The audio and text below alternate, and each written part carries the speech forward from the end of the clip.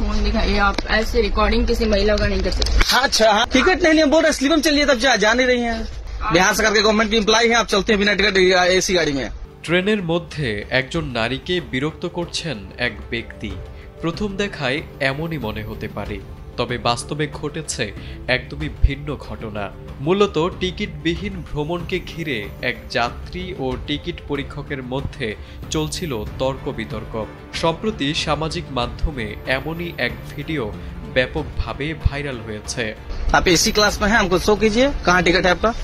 Viral ভিডিওতে দেখা যায় ট্রেনের ভেতর এক নারী যাত্রী ও টিটির মধ্যে তুমুল কথা কাটাকাটি চলছে। নারীটি অভিযোগ করেন টিটি ইচ্ছাকৃতভাবে তাকে বিরক্ত করছেন, যদিও টিটি জানালেন ভিন্ন কথা।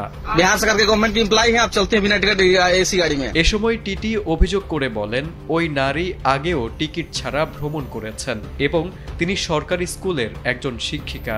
এ কথা শুনে শিক্ষিকা প্রতিবাদ করে বলেন টিটি মিথ্যা বলছেন।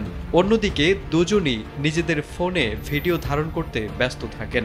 এক পর্যায়ে সেই শিক্ষিকা রেগে গিয়ে টিটির গায়ে হাত তোলার চেষ্টা করেন।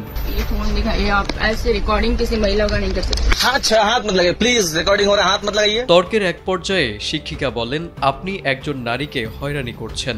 জবাবে টিটি জানান তিনি কাউকে হয়রানি করছেন না, কেবল টিকিটবিহীন যাত্রীকে নিয়ম মানতে বলছেন। শেষে ক্ষুব্ধ শিক্ষিকা টিটিকে অকাজের মানুষ বলে অপমান করেন। অন্যদিকে টিটি পাল্টা জবাবে বলেন আমি নয়, আপনি অকাজের।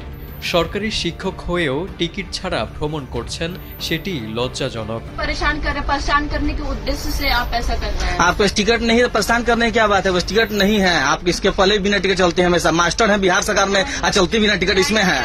জানা গেছে ঘটনাটি ঘটেছে ভারতের বিহার রাজ্যে।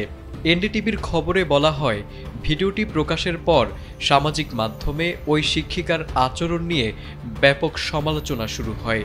নেটিজেনরা তাকে দায়িত্ব জ্ঞানহীন বলে মন্তব্য করেছেন। অন্যদিকে অনেকেই টিটির পেশাদারিত্বের প্রশংসা করেছেন। क्या करेंगे?